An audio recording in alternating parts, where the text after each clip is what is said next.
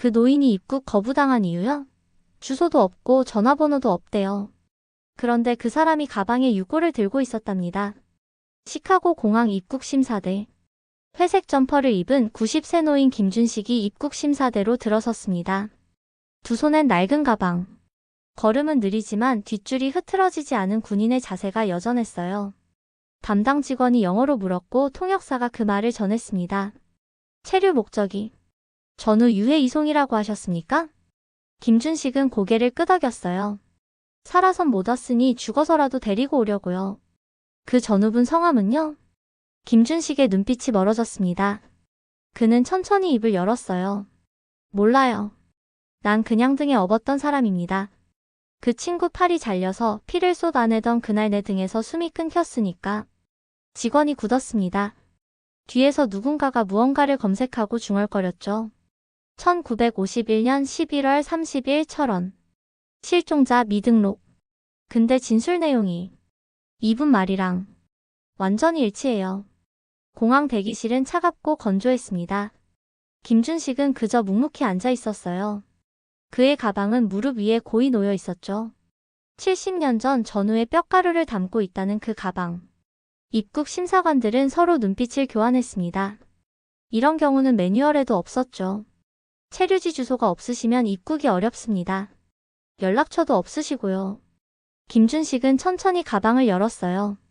그 안에는 작은 나무 상자가 있었습니다. 유골함이었죠. 그리고 낡은 군번줄과 피가 묻은 천조각 하나. 내 주소는 여기 있소. 이 친구가 있는 곳이 내 목적지요. 심사관이 난처한 표정을 지었습니다. 통역사가 다시 영어로 전달했고 미국인 담당자들은 서로 속삭였죠. 규정상 입국 거부 사유였지만 노인의 맑은 눈빛에서 흘러나오는 결연함에 쉽게 결정을 내릴 수 없었습니다. 보훈부에 연락해보죠. 이건 우리가 결정할 사안이 아닌 것 같네요. 김준식은 고개를 들었어요. 70년 전 철원의 눈보라 속에서 등에 업은 전우를 떠올렸습니다. 얼굴도 이름도 몰랐지만 그저 숨을 헐떡이며 자신의 등에 의지했던 그 무게만은 지금도 선명하게 느껴졌죠. 공항 보훈 연락망이 열렸고 15분 후 군복을 입은 중년 남자 앤드류 파커가 대기실 문을 열고 들어섰어요. 그는 김준식을 보자마자 걸음을 멈췄습니다. 그리고 천천히 경례를 올렸어요. 그날 당신이 제 아버지를 등에 업고 뛰셨다면서요. 대기실의 공기가 얼어붙었습니다. 김준식은 천천히 고개를 끄덕였어요. 그래. 그 집 아버지. 내 등이 따뜻하다고 계속 그렇게 말했었소. 방 안에 있던 모든 사람이 침묵했습니다. 김준식의 가슴 속에서는 세월의 무게가 천천히 녹아내리기 시작했어요. 70년이라는 긴 세월 그는 단 하루도 그날의 기억을 잊은 적이 없었습니다. 차갑게 얼어붙은 전장에서 자신의 등에 실려있던 그 온기. 그리고 마지막으로 들려온 숨소리. 당신을 만나게 되어 영광입니다. 앤드류가 김준식의 손을 잡았습니다. 그 손에는 아버지를 찾아 헤맸던 오랜 세월의 무게가 담겨 있었죠. 대기실의 공기가 무거워졌습니다. 여기 모인 모든 사람들은 그 순간 역사의 한 페이지를 목격하고 있다는 걸 느꼈어요. 앤드류는 김준식의 낡은 가방을 바라보았습니다.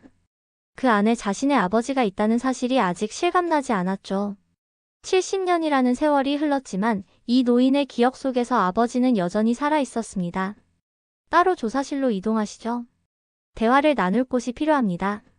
김준식은 천천히 몸을 일으켰어요.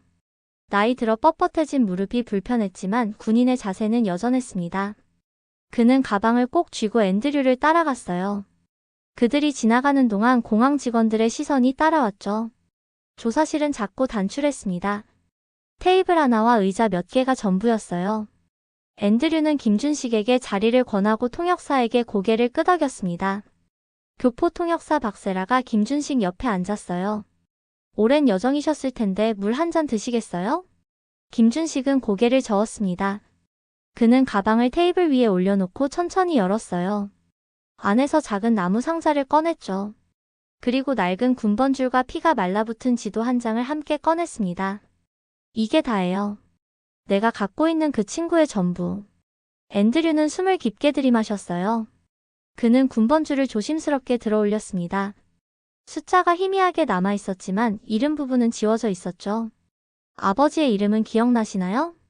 김준식은 무겁게 고개를 저었어요. 입대할 때부터 같은 부대였지만 우린 이름도 몰랐소. 그냥 모두 함께 싸웠을 뿐이요. 그날 폭격이 시작됐을 때 나는 부상자들을 데리고 후퇴하고 있었지. 김준식의 기억 속으로 돌아갔습니다. 철원의 눈보라 치던 밤. 포탄 소리가 귓가를 때리고 비명 소리가 들려왔죠. 그는 부상자들을 이끌고 있었어요. 그때 한 병사가 쓰러져 있었습니다. 팔이 잘려나간 채로.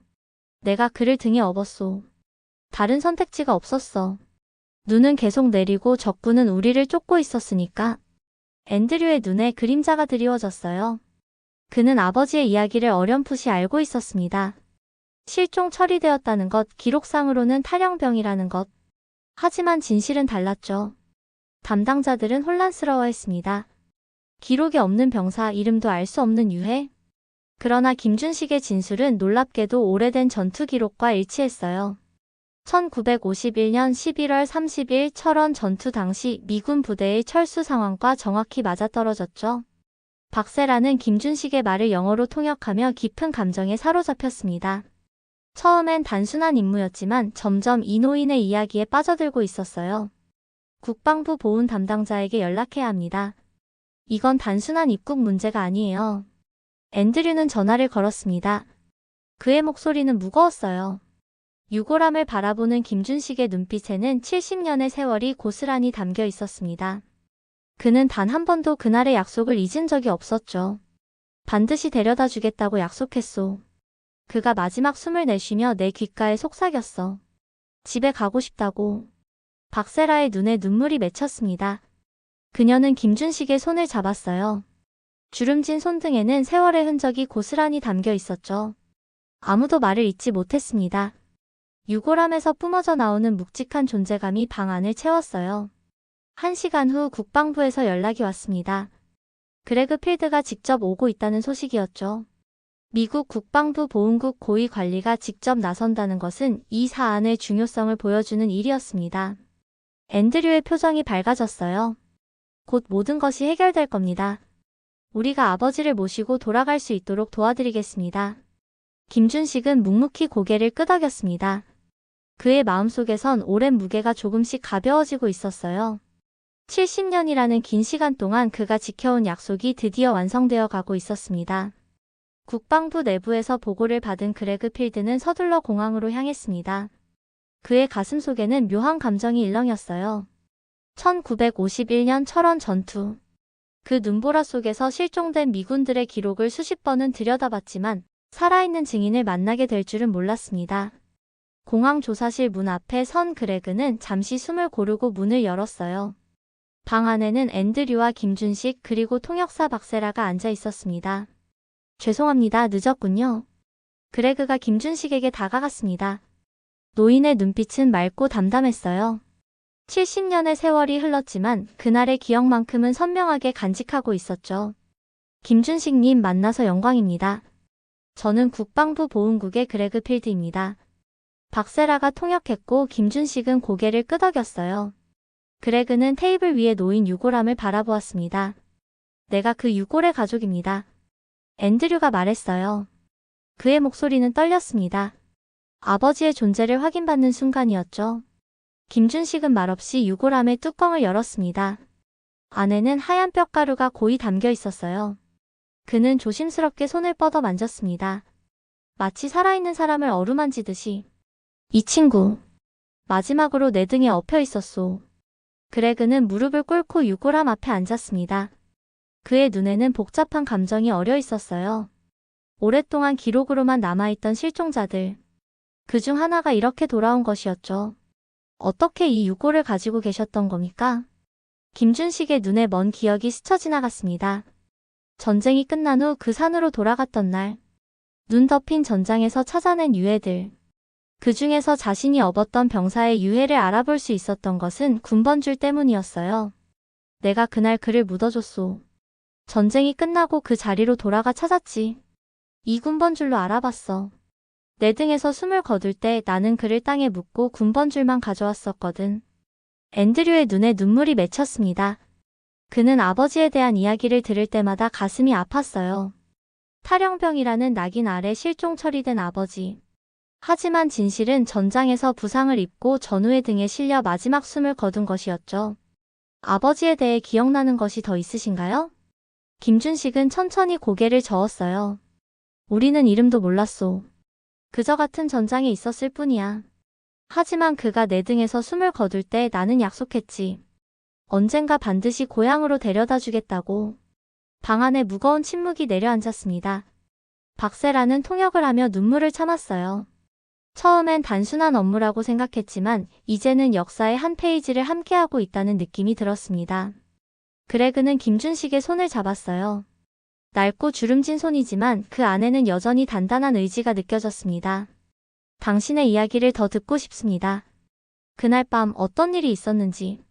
김준식은 깊은 숨을 들이마셨어요. 70년 동안 침묵했던 이야기가 이제야 흘러나오기 시작했습니다.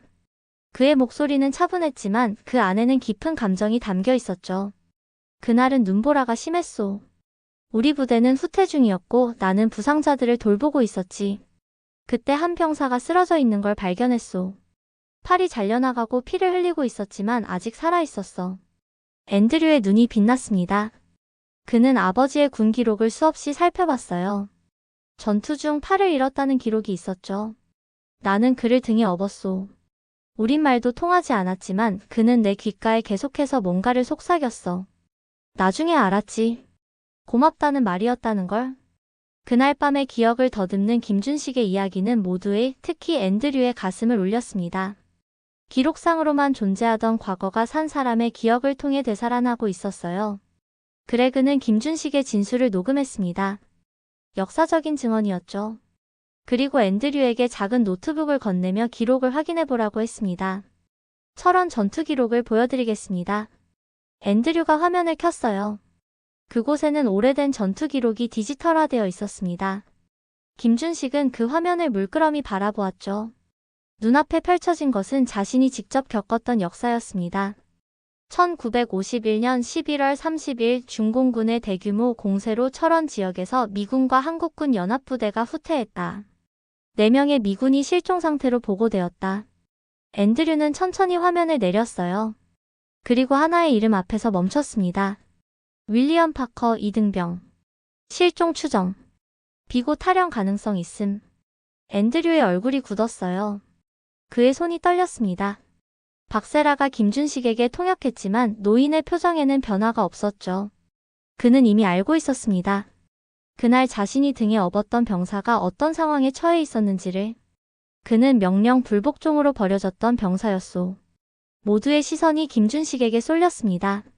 그의 목소리는 담담했지만 그 안에는 70년의 무게가 담겨 있었어요. 그날 오후 지휘관이 후퇴 명령을 내렸소. 하지만 몇몇 부상자들은 남겨두고 가라는 명령이었지. 윌리엄은 그 명령에 따르지 않았어. 부상자들을 데리고 가려 했지. 앤드류의 얼굴이 창백해졌습니다. 그는 아버지에 대한 이야기를 듣고 자랐지만 이런 진실은 알지 못했어요. 공식 기록에는 그저 실종으로만 표기되어 있었죠. 처음 만났을 때 윌리엄은 부상자들을 돕고 있었소. 나도 같은 임무였지. 우린 서로 말은 통하지 않았지만 같은 일을 하고 있었어. 김준식의 기억 속에서 윌리엄의 모습이 선명하게 떠올랐습니다. 젊은 미군 병사 눈보라 속에서도 부상자들을 돕던 그 모습.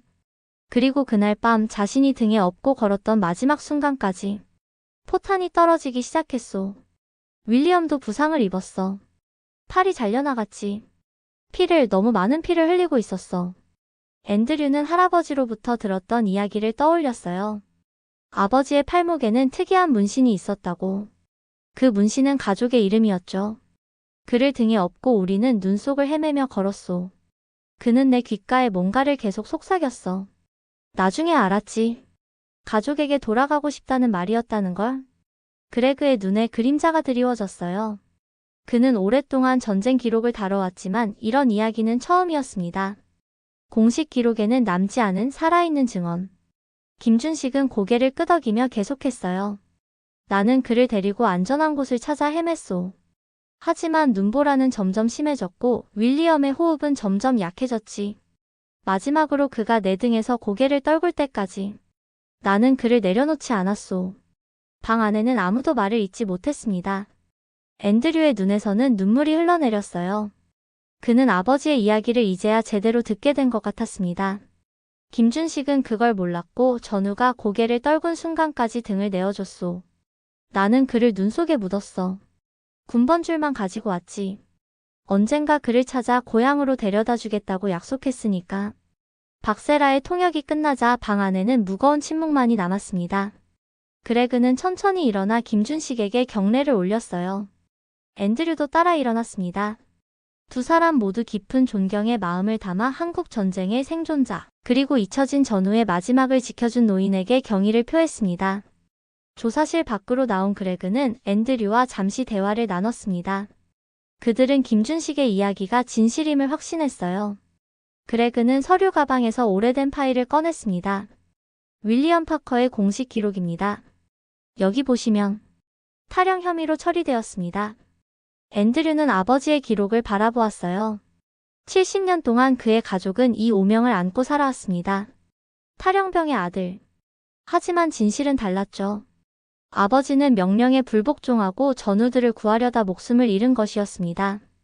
병사는 탈영으로 처리됐고 국적도 지워졌습니다.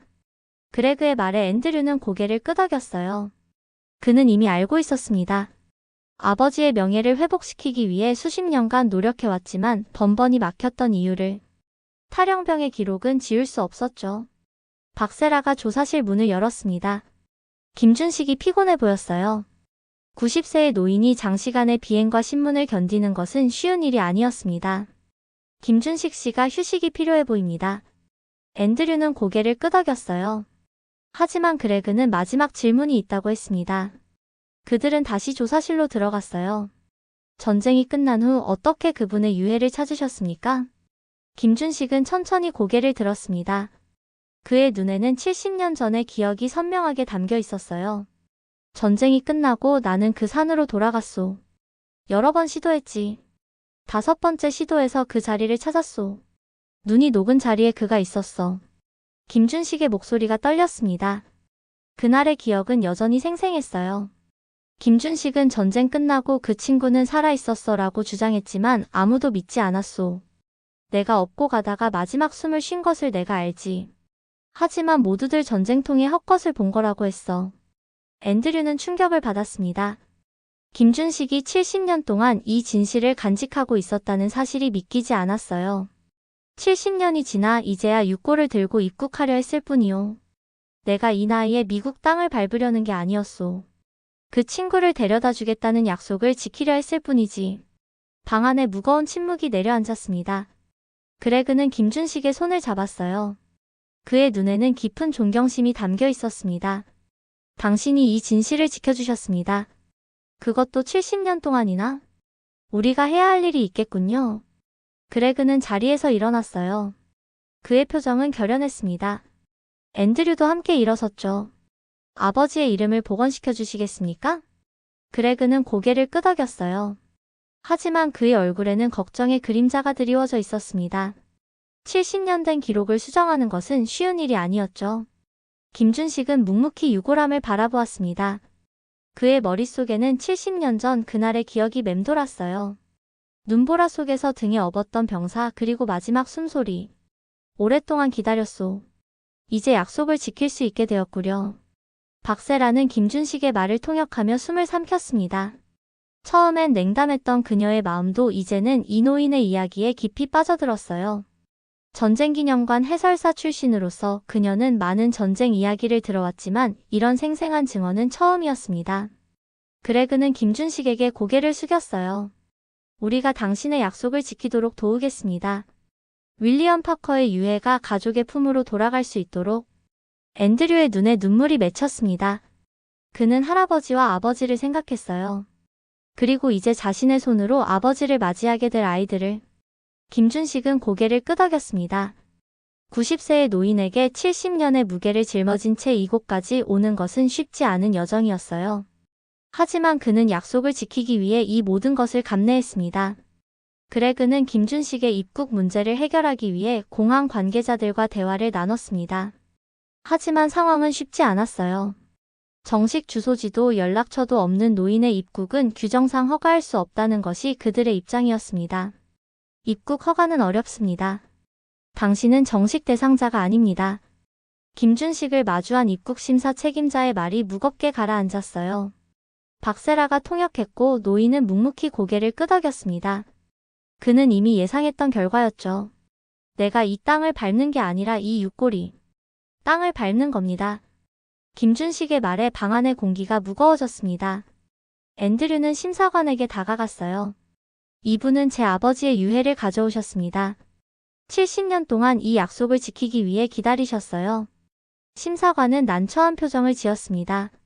그는 규정대로 움직여야 했지만 눈앞의 상황은 어떤 매뉴얼에도 나와 있지 않았어요.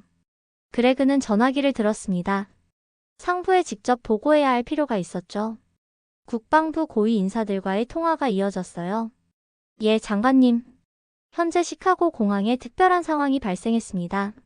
한국 전쟁 참전 용사가 한 미군의 유해를 가지고 입국하려 합니다. 그런데 그 병사는 공식 기록상 탈영병으로 처리되어 있습니다. 전화기 너머로 긴 침묵이 이어졌어요. 그레그는 계속해서 상황을 설명했습니다. 유해는 윌리엄 파커 2등병의 것으로 추정됩니다.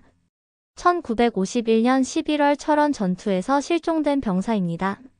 그를 등에 업고 전장을 빠져나오려 했던 한국군 병사가 지금 이곳에 와 있습니다. 70년 전의 약속을 지키기 위해서요. 앤드류는 그레그의 통화를 지켜보며 깊은 숨을 내쉬었습니다. 그는 김준식 옆에 앉아 노인의 손을 잡았어요.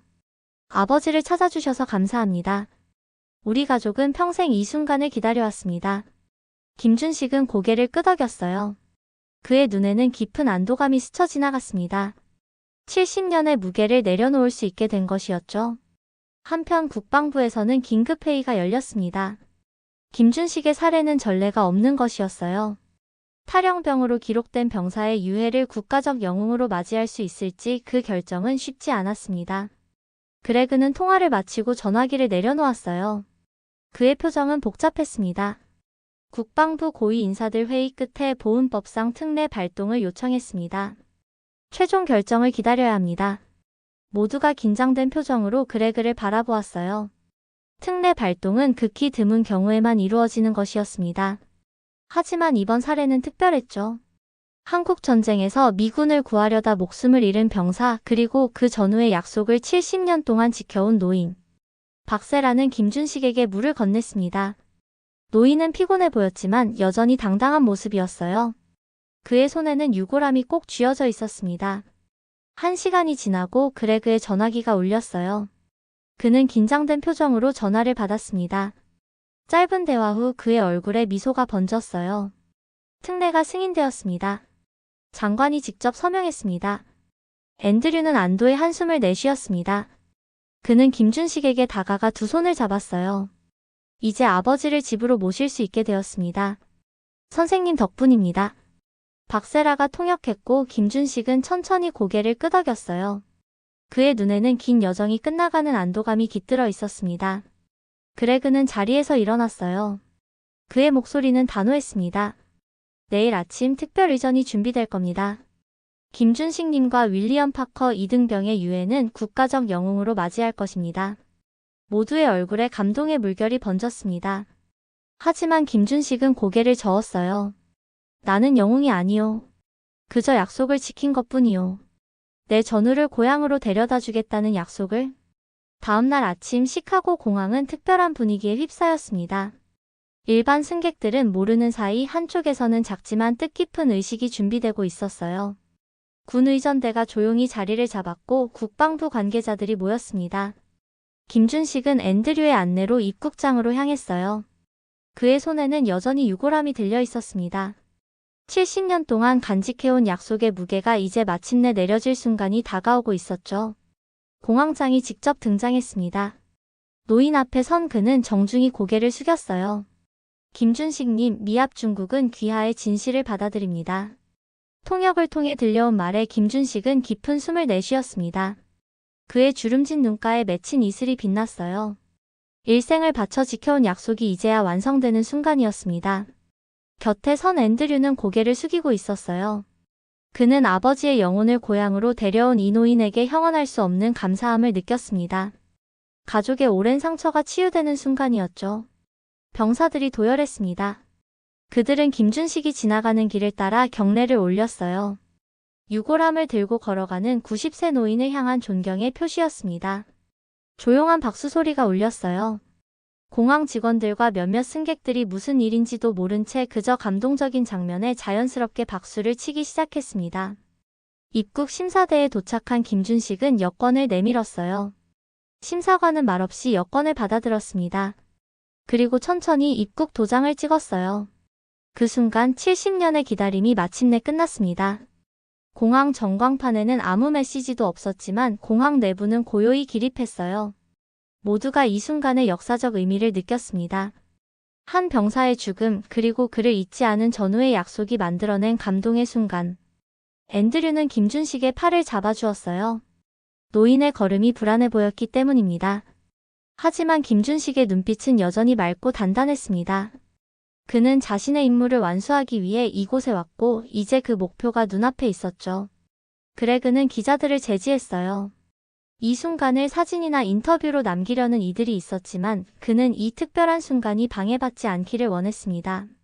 하지만 한 명의 기자가 다가왔죠. 방송국 기자가 김준식에게 다가왔어요. 그녀의 눈에는 깊은 감동이 서려 있었습니다. 오늘 어떤 기분이셨습니까? 박세라가 통역했고 김준식은 천천히 입을 열었어요. 미국이 날 받아준 게 아니라 그 친구가 이 나라에 용서받은 겁니다. 기자의 눈에 눈물이 맺혔습니다. 그녀는 더 이상 질문하지 않았어요. 단 한 문장으로 이 모든 상황의 의미가 전달되었기 때문입니다. 앤드류는 김준식의 어깨에 손을 올렸습니다. 그의 눈에도 눈물이 맺혔어요. 이제 아버지를 집으로 모시겠습니다. 함께 가주시겠습니까? 김준식은 고개를 끄덕였어요. 그의 임무는 아직 끝나지 않았습니다. 약속은 윌리엄 파커를 고향으로 데려다주는 것. 단지 입국하는 것만으로는 충분하지 않았죠. 그레그는 앞장서서 길을 안내했습니다. 공항을 빠져나가는 길에 사람들이 자연스럽게 길을 내주었어요. 유골함을 안고 걸어가는 노인의 모습에서 뭔가 특별한 것을 느꼈기 때문입니다.